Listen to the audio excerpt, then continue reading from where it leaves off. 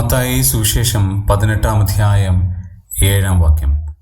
ഇടർച്ച ഹേതുവായി ലോകത്തിന് അയ്യോ കഷ്ടം. ഇടർച്ച വരുന്നത് ആവശ്യം തന്നെ, എങ്കിലും ഇടർച്ച വരുത്തുന്ന മനുഷ്യന് അയ്യോ കഷ്ടം.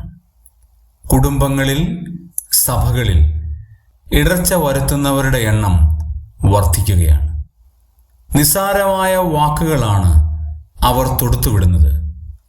അവർ പറയുന്ന വാക്കുകൾ മറ്റുള്ളവരുടെ കുടുംബജീവിതത്തിൽ എത്രമാത്രം സ്വാധീനിക്കുന്നുവെന്നും സഭകളിൽ എത്രമാത്രം ഭിന്നതയ്ക്ക് കാരണമാകുന്നു എന്നും പറയുന്നവർ ഒരുപക്ഷെ അറിയുന്നില്ലായിരിക്കാം.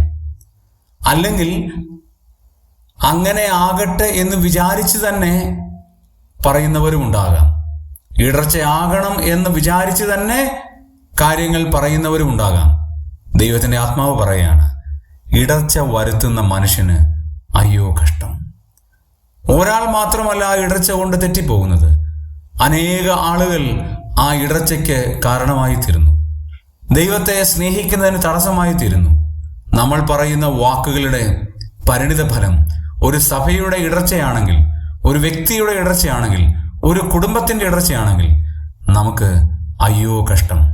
ആകയാൽ ഇടർച്ച വരുത്താതെ നമുക്ക് ജീവിക്കാം.